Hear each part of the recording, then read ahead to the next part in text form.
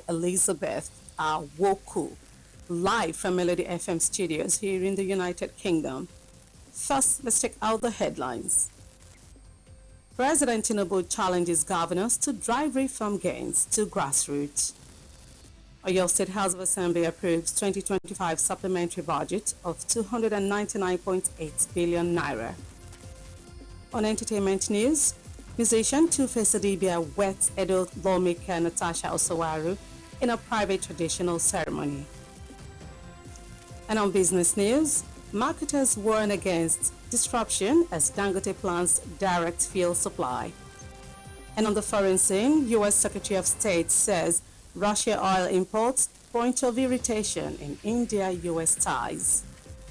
And on sport news today, teams arrive in Abuja for continental showdown for 2025 Beach Volleyball Championship. Here was the news and details, starting with entertainment stories. Nigerian music legend Innocent Idibia, popularly known as Tubaba, has tied the knot with Natasha Osawaru in a traditional wedding ceremony held in Abuja. This comes months after confirming his separation from ex-wife Annie Idibia. The traditional marriage took place barely 2 months after Tubaba, who currently serves as Governor Ayinsen Alia of Benue State Technical Advisor on Entertainment and Community Outreach, introduced the lawmaker to the elders of his Idoma kingdom. Though the couple had earlier given a hint of their wedding, images and videos from the event were shared on the social media space yesterday, revealing details of the private ceremony, which was held in Abuja on July the 25th and attended by close family members.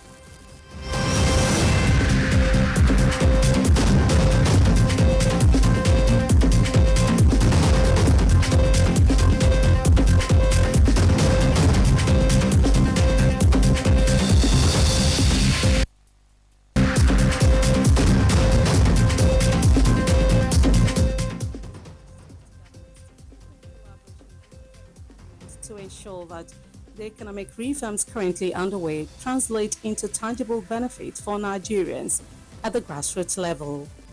This charge was the highlight of deliberation at the National Economic Council NEC meeting held at the Presidential Villa, Abuja, and presided over by Vice President Malam Kashim Shettima.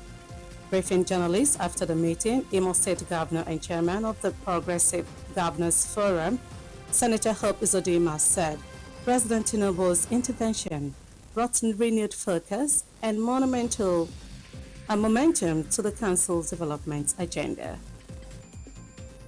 The Oyo State House of Assembly has approved the 299.8 billion naira supplementary budget as presented by the executive arm of the government. Also, the House of Assembly has proceeded on working recess to monitor ongoing developmental projects in their various constituencies. The approval of the supplementary budget, according to the lawmakers, was necessitated by the government's commitment to infrastructural development across the 33 local government areas of the state. Recall that Governor Seyi Makinde late last year presented the 2025 budget of 684.1 billion naira, which was subsequently passed into law. With the additional approval of 299.8 billion naira, the total budget size now stands at 984 billion naira. And in another story, the Oyo State government has debunked allegations that it has replaced the car park at Bola Ige International Business Complex, popularly known as Baggy Market, with new shops and extorted money from unsuspecting traders overnight. The Commissioner for Investment, Trade, Cooperatives and Industry, Honorable Adeniyi Adebisi, said the claim is entirely false, mischievous and an intentional misrepresentation of an ongoing, well-planned redevelopment project. He said that Baggy Market redevelopment effort is being spearheaded in phases by the Oyo State government under the supervision of the Ministry of Investment, Trade, Cooperatives and Industry in close partnership with the market leadership and representatives of zonal traders associations. Thank you for staying tuned. Newsline returns shortly. Stay with us.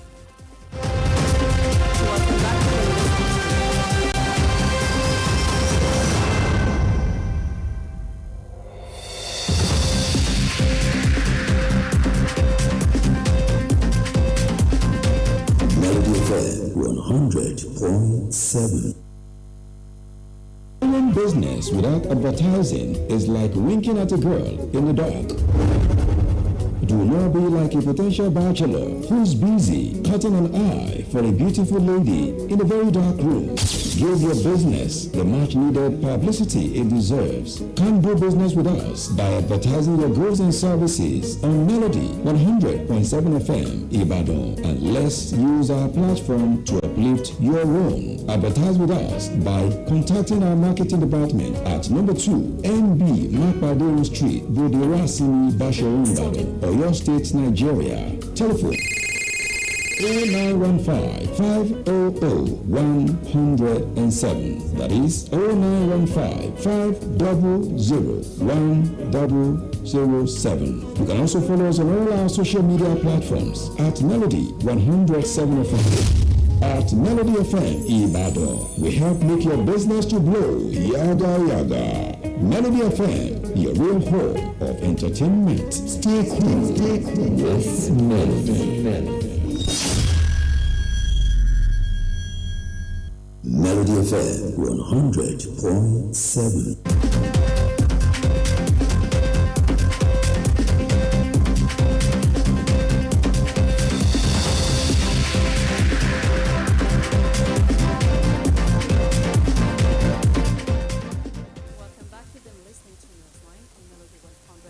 FM. Many thanks for staying with us, and straight to business news. The Natural Oil and Gas Suppliers Association of Nigeria has warned that the Dangote Petroleum Refineries plan to bypass existing distribution channels and supply refined petroleum products directly to end users would lead to a nationwide disruption, long-term product scarcity, and the collapse of existing supply networks. The oil and gas suppliers called on the refinery to halt its plan and seek further dialogue before commencing the distribution of products to end users, urging it to learn from what happened to non-functional refineries under the management of the Nigerian National Petroleum Company Limited. They also called on President Bola Tinubu to intervene in the issue, stressing that Dangote alone cannot handle nationwide distribution of products sustainably. And on the foreign scene, U.S. Secretary of State Mr. Marco Rubio has said that Delhi's relationship with Moscow remains a point of irritation in India-U.S. ties. Rubio's statement comes a day after U.S. President Donald Trump said he would impose 25% tariffs on Indian goods plus an unspecified penalty for buying Russian oil and weapons. Mr. Rubio, in an interview, called India an ally and strategic partner, but added that Delhi's purchase of Russian oil was hampering its relationship with Washington. Russian oil made up 35% to 40% of India's oil imports in 2024, up from 3% in 2021. Finally, on sports news today. Abuja, Nigeria's capital, is set to come alive as teams arrive today for the 2025 Confederation of African Volleyball Under-18 Boys and Girls Beach Volleyball Championship. The competition, scheduled to be held from August 1 to 7, will feature teams from 20 African countries competing fiercely on the stands for the coveted title of Junior Continental Champions. Day one of the event, which is today, is dedicated to the arrival of participating teams, while competitive matches are expected to commence over the weekend. And before we end Newsline this afternoon, here is a recap of the highlights. President Tinubu challenges governors to drive reform gains to grassroots. Oyo State House of Assembly approves 2025 supplementary budget of 299.8 billion naira. Musician Two-Face Adibia weds Edo lawmaker Natasha Osawari in a private traditional ceremony. Marketers warn against disruption as Dangote plans direct fuel supply.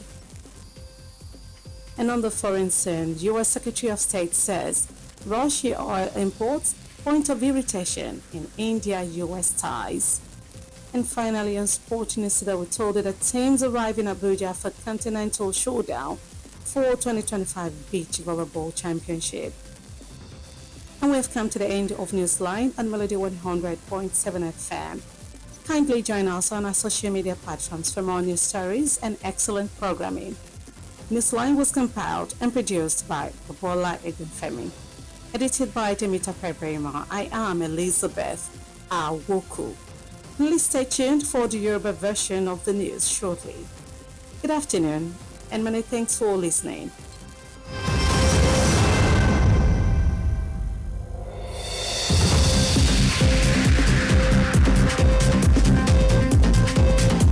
Melody FM 100.7 Melody FM Bashoran Ibadan ó kọjá bẹ́ẹ̀.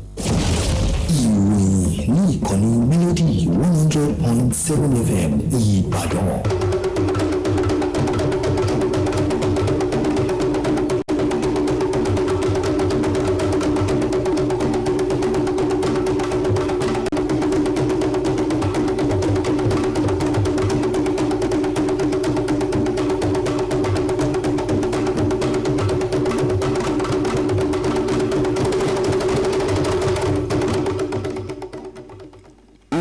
orílẹ̀-èdè wa nàìjíríà ààrẹ bọ́lá tinubu ti ké sí àwọn gómìnà tí wọ́n wà ní orílẹ̀-èdè wa nàìjíríà pé kí wọ́n rí i dájú pé wọ́n mú eré àtúnṣe tí ó ń bá ètò ọrọ̀ ajé di ẹsẹ̀ kòkó. ilé aṣòfin ìpínlẹ̀ ọ̀yọ́ ti fi ọwọ́ sí àfikún ètò ìṣúná oní bílíọ̀nù lọ́nà $1.7 náírà. ìròyìn àmúlùdùn gbajúgbajà olórin tàkasúfèé ọmọ orílẹ̀-èdè wa nàìjíríà Two-Face Idibia ó ti ṣe ìgbéyàwó pẹ̀lú ọmọlé aṣòfin ìpínlẹ̀ Edo Natasha Osawuru ní ìlànà ti ìbílẹ̀.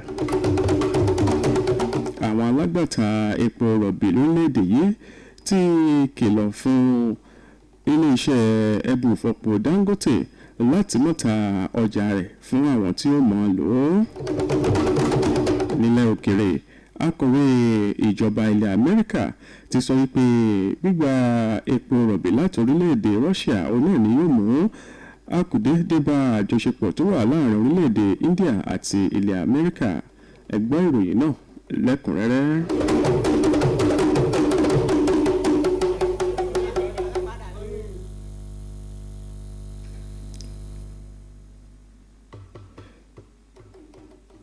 gbajúgbajà olórin tàkasúfèé ọmọ orílẹ̀-èdè wa nàìjíríà Innocent Idibia tí gbogbo ènìyàn mọ̀ sí Tó Bàbá òun náà ni ó ti ṣe ìgbéyàwó papọ̀ pẹ̀lú Natasha Osawuru ní ìlànà ìbílẹ̀ nílùú Àbújá tí í ṣe olú-ìlú ilẹ̀ wa nàìjíríà. ìgbéyàwó yìí òun náà ló wá lẹ́yìn tí ó fìdí ẹ̀ múlẹ̀ wípé òun àti ìyàwó rẹ̀ tẹ́lẹ̀ Annie Idibia wọn ò sí papọ̀ mọ́. ìgbéyàwó tí wọ́n ṣe nílànà ti ìbílẹ̀ yìí ó ní ó wáyé lẹ́yìn oṣù méjì tí Tó Bàbá tó jẹ́ ọ̀kan lára àwọn olùdámọ̀ràn pàtàkì fún gómìnà ìpínlẹ̀ Benue Hyacint Alia tí ó sì fi obìnrin rẹ̀ ran àwọn tí wọ́n jẹ́ àgbààgbà nílùú Idoma. bó tilẹ̀ jẹ́ pé ṣáájú àsìkò yìí òun náà ni àwòrán ti rí àwòrán oríṣiríṣi kódà tó fi mọ́ fọ́nrán aláwòrán lórí àwọn ìkànnì ìbánidọ́rẹ̀ẹ́ kó tó di pé wọ́n ṣe ìgbéyàwó ọ̀hún lọ́jọ́ 25 oṣù keje nílùú Àbújá. ìròyìn ilẹ̀ wa Nàìjíríà ààrẹ orílẹ̀-èdè wa Nàìjíríà ààrẹ Bọ́lá Tinubu òun ni ó ti rọ àwọn gómìnà tí wọ́n wà ní orílẹ̀-èdè wa Nàìjíríà pé kí wọ́n fi ọwọ́ sowọ́pọ̀ pẹ̀lú ìjọba àpapọ̀ láti lè rí dájú pé àtúnṣe tó ń bá ètò ọrọ̀ ajé lórílẹ̀-èdè wa Nàìjíríà èrè rẹ̀ dé ẹsẹ̀ kòkó. ní ọ̀rọ̀ yìí òun ló wáyé lásìkò ìgbà tí wọ́n ṣe ìpàdé ìgbìmọ̀ tó ń rí sí ètò ọrọ̀ ajé lórílẹ̀-èdè wa Nàìjíríà. ìpàdé tó wáyé ní ìlú Àbújá níbi tí a ti rí igbákejì ààrẹ ilẹ̀ yìí Malam Kashim Shettima gẹ́gẹ́ bí adarí ìpàdé náà. lẹ́yìn ìpàdé ọ̀hún ó ní gómìnà ìpínlẹ̀ Imo tí ó tún jẹ́ alága fún ẹgbẹ́ àwọn gómìnà inú ẹgbẹ́ òṣèlú APC gómìnà Hope Uzodinma ó ní ààrẹ Bọ́lá Tinubu òun náà ni ó ti dá sí ọ̀rọ̀ ọ̀hún tó sì sọ pé àjọṣepọ̀ gbọ́dọ̀ wà láàrin ìjọba àpapọ̀ àti ìpínlẹ̀ láti lè jẹ́ kí ìrètí ọ̀tun tí ó ń ṣèlérí kó bá àwọn èèyàn lẹ́sẹ̀ kòkó.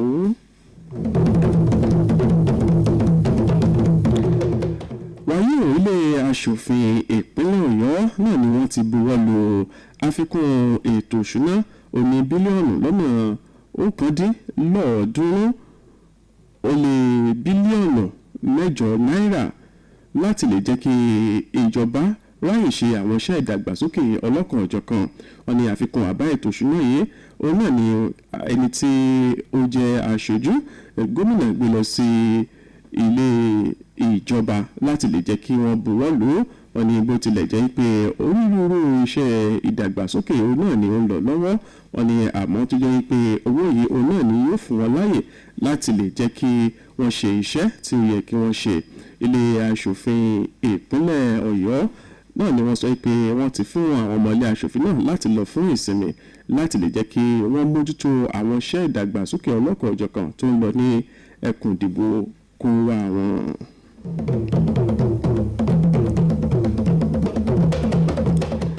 ìjọba ìpínlẹ̀ Ọ̀yọ́ ti sọ pé kò sí òótọ́ nínú àhesọ ọ̀rọ̀ tí ó jà rẹ̀ lẹ́yìn pé ìjọba òun náà ni wọ́n ti sọ ibi tí wọ́n gbé ọkọ̀ sí ní Bọ́láìgè International Market pé wọ́n ti sọ di ibi tí wọ́n kọ́ ìsọ̀ ọlọ́kan-ò-jọ̀kan sí gẹ́gẹ́ bí ọ̀rọ̀ tí àwọn èèyàn ń sọ wípé láti lè jẹ́ kí wọ́n máa gba owó lọ́wọ́ àwọn ará ọjà náà. kọmíṣánná tó wà fún ọ̀rọ̀ ìdókòwò àti káràkátà ní ìpínlẹ̀ Ọ̀yọ́ ọ̀nàrẹ́bù Adéníyì Adébísí ló sọ pé kò sí òótọ́ olókan nínú àhesọ ọ̀rọ̀ náà wípé ohun tí ó ń ṣẹlẹ̀ ń bẹ̀ òun náà ló jẹ́ ìdàgbàsókè tó jẹ́ ní ìsọ̀rí tó sì jẹ́ pé àwọn èèyàn òun náà ni wọn ò gbọ́ àgbọ́yé ìjọba kó tó di pé wọ́n ń sọ ohun tí wọ́n ń sọ yìí.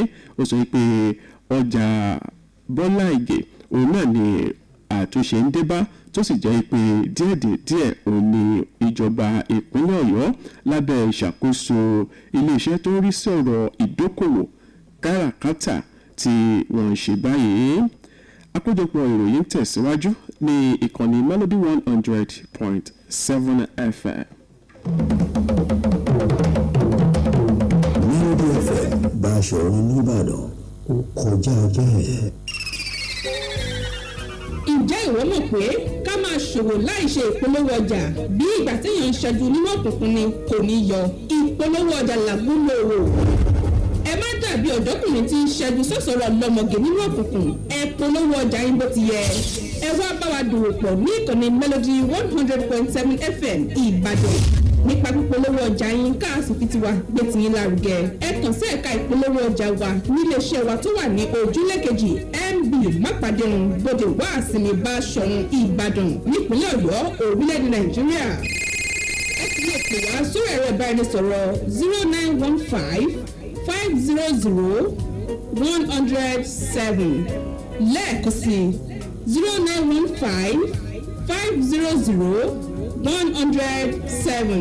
Bákan náà lẹ́tún lè kàn sí wa lórí àwọn ìtàkùn ayélujára wa at Melody 107 FM ní ìkànnì Melody FM Ìbàdàn. À ń polówó ọjà tó kòwò yóò sì búrẹ́kẹ́. Melody FM ìkànnì àgbọ̀dúnú ẹ mọ̀ gbádùn òṣùwò. Melody FM Báṣọ̀run nìbàdàn ó kọjá bẹ́ẹ̀.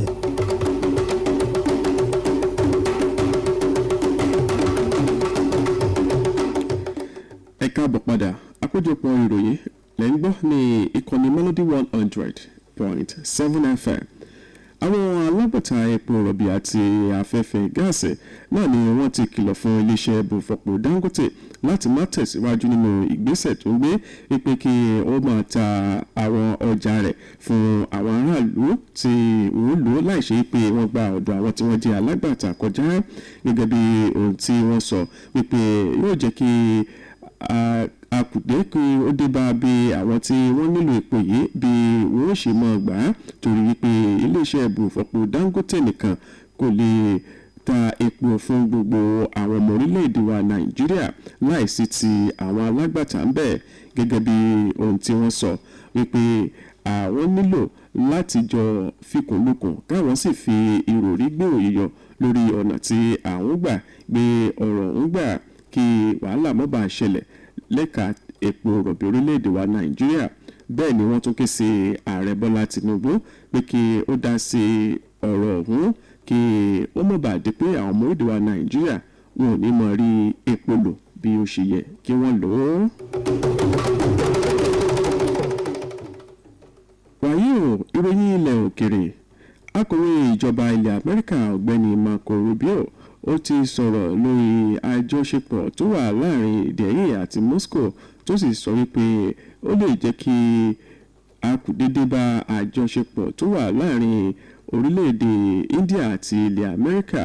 Rubio ni ó sọ̀rọ̀ yìí lẹ́yìn tí ààrẹ ilẹ̀ Amẹ́ríkà Donald Trump sọ wípé òun ó tún jẹ́ kí àfikún dé bá owó orí ọjà tí ó ń wá láti orílẹ̀-èdè India pẹ̀lú ìdá 15% tí òun bá tẹ̀síwájú láti máa ra epo ní orílẹ̀-èdè Russia. Ọ̀gbẹ́ni Rubio ló sọ̀rọ̀ yìí lásìkò gbà tí wọ́n fi ọ̀rọ̀ wá lẹ́nu wò tó sì sọ wípé àjọṣepọ̀ tí ó dánmọ́rán wà láàrin ilẹ̀ Amẹ́ríkà àti orílẹ̀-èdè India, àmọ́ tí wọ́n bá ṣe bẹ́ẹ̀ tí wọ́n bá ń bá orílẹ̀-èdè Russia ṣe ó ṣeé ṣe kí akùdé kó dé bá àjọṣepọ̀ ọ̀hún. Kí n tó mú àkójọpọ̀ ìròyìn tọ̀sán yìí wá sí òpin, ẹgbọ́n àwọn kókó tó wà nínú ìròyìn náà. Ààrẹ Bọ́lá Tinubu ti pè àwọn gómìnà orílẹ̀-èdè yìí níjà pé kí wọ́n jẹ́ kí eré àtúnṣe tó ń bá ètò ọrọ̀ ajé dé ẹsẹ̀ kòkó. Ilé aṣòfin ìpínlẹ̀ Ọ̀yọ́ ti fi ọwọ́ sí àfikún ètò ìṣúná òní bílíọ̀nù 1,700 náírà. Gbajúgbajà olórin tàkasúfèé ọmọ orílẹ̀-èdè wa Nàìjíríà Two-Face Idibia ṣe ìgbéyàwó pẹ̀lú ọmọlé aṣòfin ìpínlẹ̀ Ẹdó ní ìlànà ti ìbílẹ̀. Àwọn alágbàtà epo lórílẹ̀-èdè yìí ti kìlọ̀ fún iléeṣẹ́ ẹbùfọ̀pọ̀ Dangote pé kí wọ́n má ta ọjà wọn síta fún àwọn aráàlú láì gba ọ̀dọ̀ wọn kọjá. Akọ̀wé ìjọba ilẹ̀ Amẹ́ríkà sọ wípé ríra epo lórílẹ̀-èdè Russia lè jẹ́ kí akùdédé bá àjọṣepọ̀ tó wà láàrin orílẹ̀-èdè India àti ilẹ̀ Amẹ́ríkà. Àkójọpọ̀ ìròyìn wa fún ti ọ̀sán òní ni kò ní jù báyìí lọ. Bọ́bọ́lá Egúnfẹ́mi ló ṣe àkójọpọ̀ ìròyìn.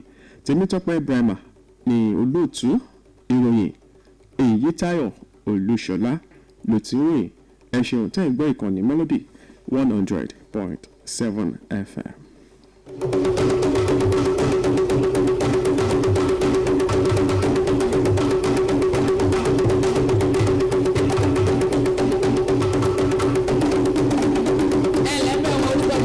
Tọ́pẹ́ Àlàbí náà ni ẹ máa gbọ́ ní gbogbo ìgbà oríṣiríṣi àwọn nǹkan tó lè ṣe yín láǹfààní lẹ́yìn máa gbọ́ lórí Melody FM 100.7 Báṣọ̀run Ìbàdàn. Ẹ má yí kúrò ní.